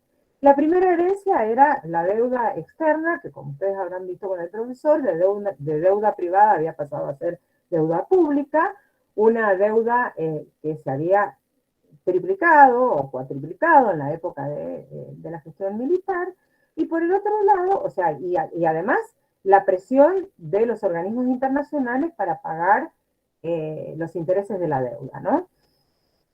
Que en eso Alfonsín va a hacer algunas gestiones para que con los países latinoamericanos, como en el caso y el Caribe, como en el caso de México y en el caso de Chile, hacer digamos, una propuesta conjunta para que no presionaran a la Argentina y la ahogaran desde el punto de vista económico. Y por el otro lado, la crisis económica local que ya se venía arrastrando, que era el tema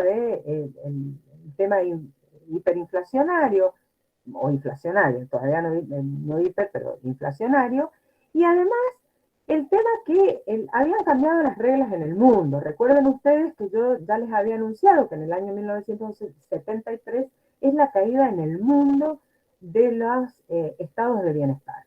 Y Alfonsín presentaba, en principio, una gestión económica que tenía que ver con los estados de bienestar, cuando en el mundo estas reglas del juego habían cambiado. Si bien el primer plan económico va a recibir el apoyo de los sectores sindicales, porque va a haber un aumento salarial, y luego el congelamiento de las tarifas, como les decía recién, el congelamiento de las tarifas eléctricas de los servicios públicos, este plan económico no va a continuar debido justamente no solamente a la crisis de la deuda que tiene que afrontar Alfonsín, sino también por estos cambios, digamos, de reglas a nivel mundial. El índice de precios al consumidor va a empezar, debido a la inflación, va a empezar a subir en la Argentina. Hay un sector público que venía con gran déficit, hay una economía fuertemente endeudado y por supuesto esta presión del pago de la deuda que va a tener que afrontar Alfonsín. En el fracaso de esta primera gestión de querer aplicar un plan de tipo keynesiano, Alfonsín va a empezar a virar esa gestión económica, va a cambiar de ministro, va a poner a Zorruil y Zorruil va a aplicar dos planes en la Argentina. No me voy a detener muchísimo en los planes económicos porque, como les digo siempre, la economía en realidad nosotros la vemos cómo impacta en lo político o en la agenda política, no somos economistas, ni yo menos, así que es tener en cuenta lo esencial dentro de la economía, pero en la aplicación de estos planes, el primero va a ser el Plan Austral, que a lo mejor ustedes lo conocen, o lo conocen a través de sus abuelos o de sus padres, donde el Plan Austral cambió la moneda y se va a aplicar esta moneda austral para llevarla al nivel de una supuesta paridad, digamos, con el dólar. Y ya en estos planes, tanto el austral como el plan primavera, empieza Alfonsín y su equipo económico a plantear que había que empezar en forma gradual a la privatización de aquellas empresas públicas que demostraban un déficit importante o que estaban sumamente endeudadas. Estas eran las empresas, tanto las empresas aéreas como las empresas de servicios públicos.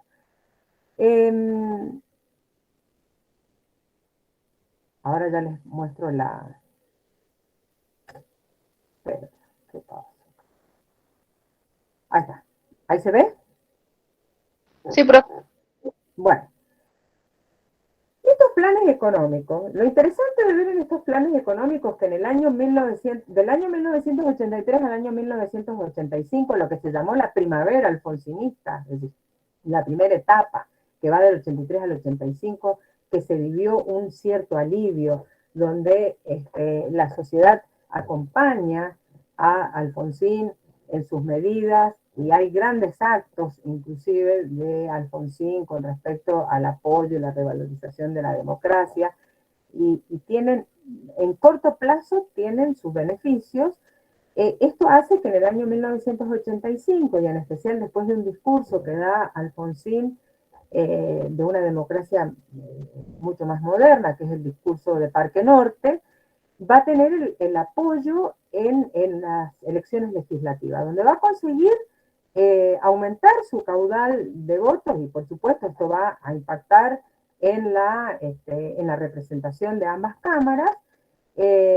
Bueno, se va a vivir ese periodo de primavera, pero lamentablemente tanto el plan austral como el plan primavera, que tocaba aún más los intereses de las empresas públicas, donde tenemos una mayor cantidad de empleados públicos, y el tema de medidas de ajuste, como era congelar salarios, precios y salarios, y además aumentar, hay una, digamos, hay también una modificación en la política tributaria y aumentar los impuestos a las exportaciones o aumentar los impuestos al agro. Esto va a empezar a hacer que los sectores agroexportadores comiencen a abandonar, digamos, el apoyo que Alfonsín había tenido en otros planes, en los planes anteriores económicos. y empieza a producir en principio una inflación que va a ser, digamos, en tiempos más lentos, pero que se va a empezar a agravar en el año 1987, mucho más en el año 1988, hasta llegar a febrero de 1989, donde ya tenemos entre febrero a marzo, abril, mayo, les diría, lo que se va a llamar la hiperinflación y lo que va a terminar siendo los saqueos, digamos, un escenario nuevo con nuevas formas de protestas que va a ser los saqueos a los supermercados. Es decir, cuando la gente o la sociedad, ¿no es cierto?, iba a los supermercados y los precios aumentaban en forma vertiginosa y comienzan lo que se va a llamar la hiperinflación, acompañada a esta de un desencanto o de un no acompañamiento por parte de los empresarios y por supuesto el descreimiento desde el punto de vista económico al gobierno que produce lo que nosotros hemos visto en otras oportunidades, que es digamos, el tema Como de un sacar los apoyos. ¿Sí? Es como un voto ¿Cómo? castigo en respuesta, sería como un voto castigo en respuesta a que no pudo, digamos, solventar todas las Sí, demandas, por más el supuesto, problema anterior. claro, claro. Ahora vamos a ese tema, pero en principio, ¿qué es lo que pasa con digamos, con el tema del fracaso de los planes económicos, ¿no? El fracaso de los planes económicos, las sequías que van a azotar en el año 88 y 89 al país, ¿no es cierto? El tema que en el 88 también se levantan los oficiales, nuevamente el levantamiento en el 88 y en el 89, que lo mencionamos recién, de los militares. La falta de apoyo de las corporaciones más importantes y de aquellas corporaciones que habían crecido durante la época de los militares, que dejan de apoyar al gobierno. Esa especie de golpe del campo que se le hace a Alfonsín, donde el campo también abandona al modelo económico que quería llevar Alfonsín, y el agotamiento de las reservas del Banco Central, hacen, ¿no es cierto?, que ese caos que se vive entre los meses de marzo a julio de 1989, que se va a prolongar durante esos meses, hace que el gobierno de Alfonsín tenga que hacer una entrega anticipada de su gobierno y en el mes de julio tenga que entregar el gobierno a quien ha ganado las elecciones nacionales en mayo de 1989, que era Carlos Saúl Menem.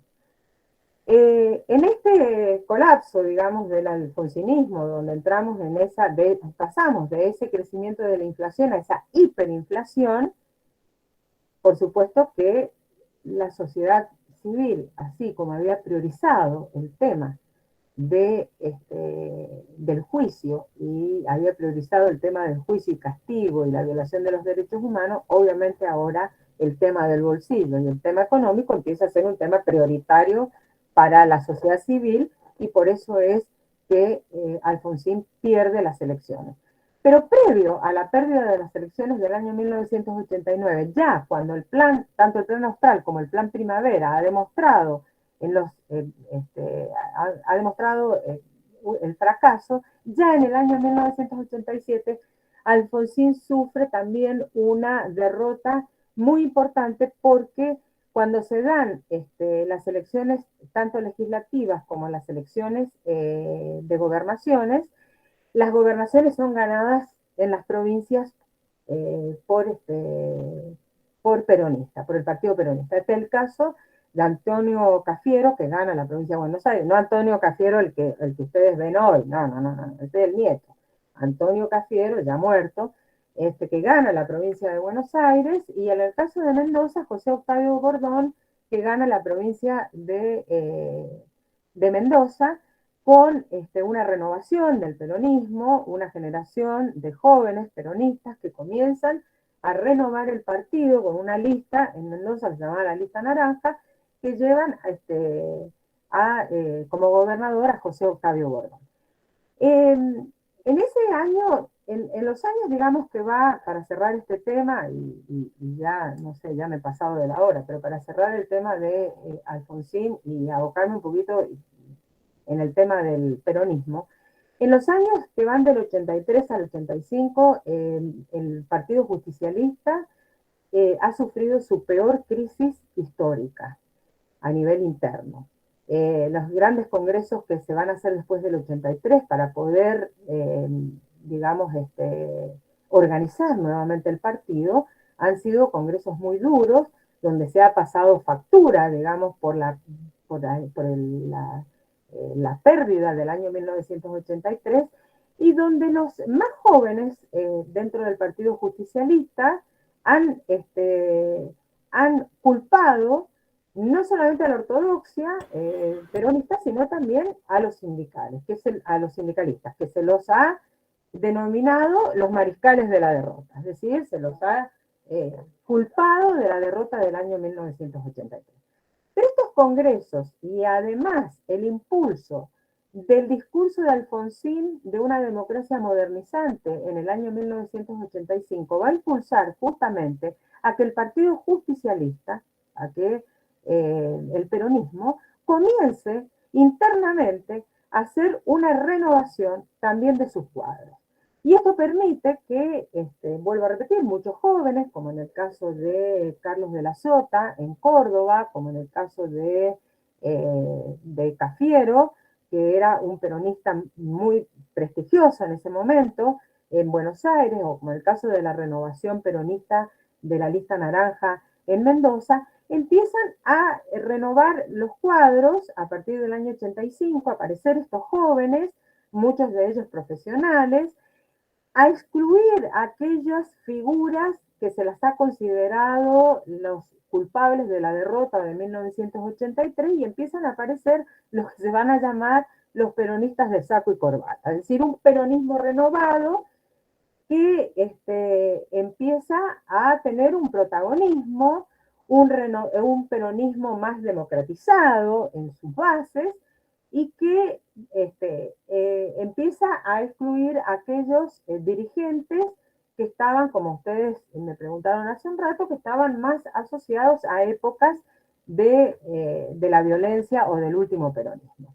Esa renovación que empieza a tener en cuenta el Partido Justicialista, esa reagrupación de fuerzas, hace que en el año 1987 logre ganar provincias que estaban en manos de radicales, como el caso de Mendoza, que había sido gobernada por Santiago Llaver, que era un representante de la Unión Cívica Radical, ganen los peronistas. Y ya en el año 1989, frente a la interna peronista entre Cafiero y Menem, ganen las elecciones nacionales, sean ganadas por Carlos Saúl Menem y Eduardo Duhalde, que componían la fórmula presidencial, en contra de la fórmula de la Unión Cívica Radical, que estaba compuesta por el gobernador en ese momento de Córdoba, que era Eduardo Angelós, y Juan Manuel Casella, que era un representante del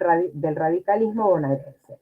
Si bien en la última etapa del gobierno de Alfonsín, el futuro candidato presidencial de la Unión Cívica Radical va a querer separarse de la gestión alfonsinista, y va a querer llevar un discurso tranquilizador con respecto a lo económico, la sociedad va a priorizar y nuevamente va a ganar el peronismo. Un peronismo que de la mano de Carlos Saúl Menem, que era el gobernador de La Rioja, no solamente va a llevar en su fila, va a poder atraer en sus filas a peronistas renovadores, sino también, no todos, pero muchos peronistas renovadores o que pertenecían a estas nuevas líneas dentro del peronismo, sino que va a tener la astucia de llamar a los excluidos del peronismo, aquellos que habían sido excluidos, que eran de extracción sindical y que habían sido considerados como los responsables de la derrota de 1983.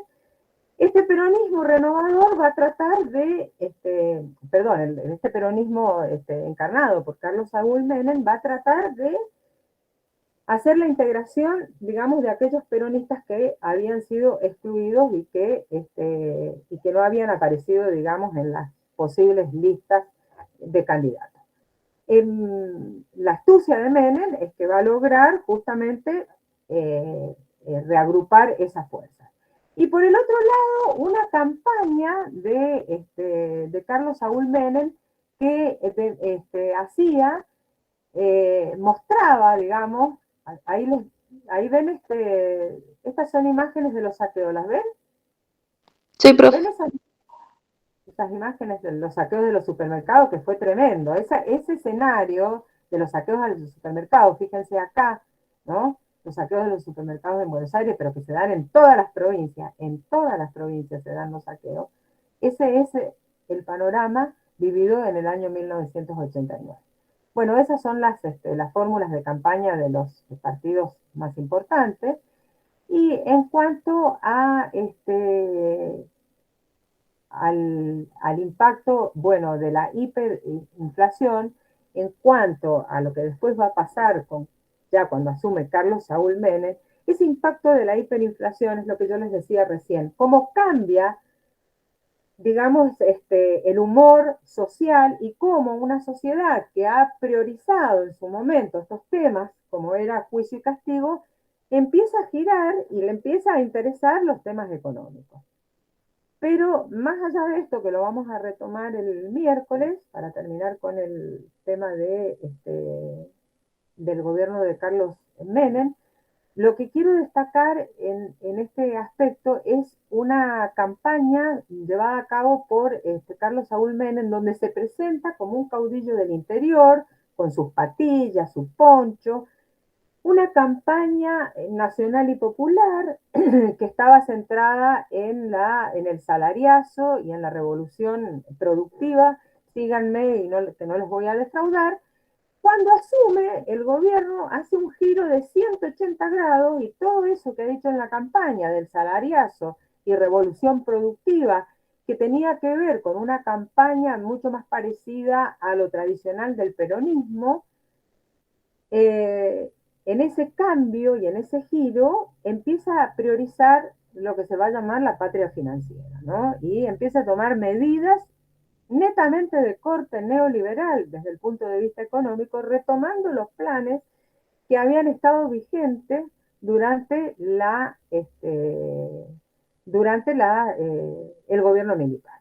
Bueno, pero para cerrar, lo que quiero dejarles en claro en el gobierno de Alfonsín es que en esas tres metas que Alfonsín quiere llevar a cabo, donde más avanza en esta modernización de las relaciones institucionales, pero hay que tener en cuenta cuáles fueron los pasos a seguir para que se produjera el juicio a las juntas militares, que lamentablemente no logra subordinar el poder militar al poder civil, eso recién se va a dar con la gestión de Menem, y también priorizar el tipo de democracia que quiere llevar a cabo Alfonsín. Un tipo de democracia distinta. Recuerden que nosotros hemos visto conceptualizaciones de democracia a lo largo de 1955, hemos visto las democracias custodiadas o tuteladas, la democracia integrada, que es la que quiere llevar Perón junto con el pacto social y el pacto político, y acá Alfonsín presentando este tipo de democracia deliberativa, participativa, plural, basándose en la división de poderes y en un fortalecimiento de la República. Lo remarco porque cuando veamos las características del gobierno de Carlos Saúl Menem, vamos a ver que la democracia llevada a cabo, el ideal democrático llevado a cabo por Carlos Saúl Menem cuando asume la presidencia es de una democracia totalmente distinta, lo que se ha llamado la democracia decisionista, que es un estilo de democracia que dista de la de Alfonsín y que tiene más que ver con acentuar aquellos elementos de un presidencialismo llevado a un hiperpresidencialismo. Es decir, que lo que nosotros vamos a ver en esta democracia llamada decisionista por parte de Carlos Saúl Menem es cómo se va a acentuar las características de un hiperpresidencialismo presidencialismo, que lo vamos a ver aún más con la reforma de 1994, aunque en principio el Pacto de Olivos había querido, o Alfonsín había querido atenuar nuevamente las características de ese presidencialismo histórico que ya tiene la Constitución desde 1853 en adelante. Bueno, y acá creo que vamos a dejar, porque ya me he excedido en tiempo y me he excedido con la buena voluntad de ustedes. No sé si me quieren hacer alguna pregunta, si ha estado claro. El programa tiene, en esta parte del programa hay como 3 ejes esenciales, o tres núcleos importantes. Una es la revalorización de la democracia, y entender por qué gana la Unión Cívica Radical, y en la otra es el gobierno o sea, la cuestión militar que cruza ambos gobiernos, y por qué la cuestión militar se viene a resolver en el gobierno de Carlos Menem, ya lo vamos a ver, y el otro tema, bueno, es el tema de la reforma de la Constitución, la reforma del Estado y el tema económico en Carlos Saúl Menem, que lo veremos en la primera parte del miércoles para después hacer una especie de integración. Bueno, ¿ha quedado alguna duda con respecto al gobierno de Alfonsín? No, profesora, Me he muchísimas detenido, gracias. bueno, me he detenido en los temas. Le molestaba si podemos ver el PowerPoint antes de que llegue el miércoles, o sea, ya para tenerlo y poderlo ir repasando. Sí, se lo subo, el PowerPoint, sí, no tengo problema, se lo voy a subir ahora cuando terminemos la clase y yo se lo subo, ningún problema. Muchas gracias. profe. Recuerden, les hago esto nada más, de recordatorio. Recuerden que para la etapa de Alfonsín, ustedes tienen un texto que es de Liliana de Riz, que es la continuación de ese texto del peronismo, que es el texto de Liliana de Riz. Tienen un texto integrador que ha sido tipeado, que yo lo he colgado en la unidad 8 porque toma de la 8 a la 9, que toma desde 1955 hasta el gobierno inclusive de Néstor Kirchner, para continuar después con la 10.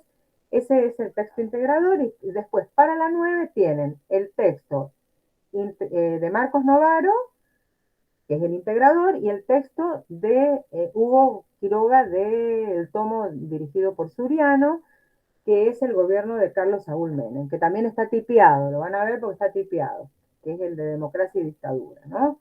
Uno de Marcos Novaro y el otro del gobierno de Carlos Saúl Menem. También tienen los podcasts, tienen también algunos videos muy sencillos, unos videitos muy sencillitos de la reforma de 1994, que ahí vamos a ver cuáles las críticas que se le hacen a la reforma, pero también los avances que en cuanto al campo, digamos, el campo internacional, porque la Constitución del 94 adhiere a todos los pactos internacionales, pero también vamos a ver cuáles son las críticas, y en realidad en el sistema político también, y cómo se va acrecentando el poder presidencial y el poder ejecutivo, ¿no? Bueno, eso lo veremos en la próxima clase, que ya nos queda el gobierno de Carlos Saúl Menem, y poder distinguir, sean cuidadosos en esto de poder distinguir qué tipo de democracia lleva a cabo uno y qué tipo de democracia lleva a cabo el otro. Digamos, son dos gobiernos contrapuestos en el estilo de gobernar y en el estilo de democracia que van a poner en funcionamiento. Ustedes van a ver que Hugo Quiroga justamente hace la crítica de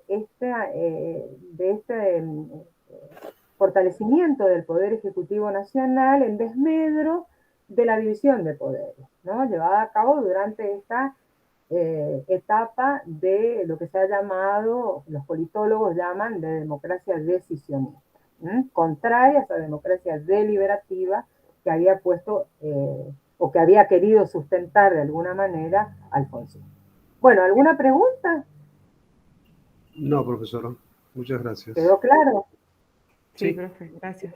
Bueno, vean lo de la cuestión militar, vayan viendo los pasos, importante cómo se llega a para llegar al juicio, digamos, ¿no? Porque recuerden que no tenemos cuerpo del delito acá, y que se van a ser juzgados, esos delitos son distintos a los delitos comunes, no estamos juzgando los delitos comunes, no estamos juzgando a aquel que sale, roba un auto, saca un arma y mata a una persona. Estamos, son un tipo, una tipificación de delitos totalmente distintos que son los de lesa humanidad, que conllevan a toda una bibliografía y a toda una cuestión que está en el mundo entero, ¿no?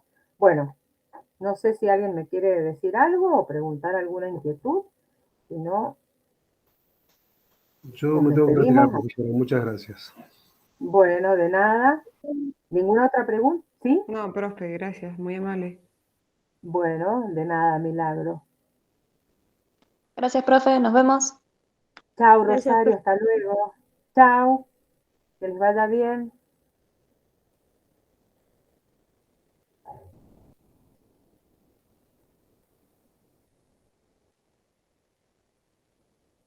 Ana Lucía, ¿alguna pregunta?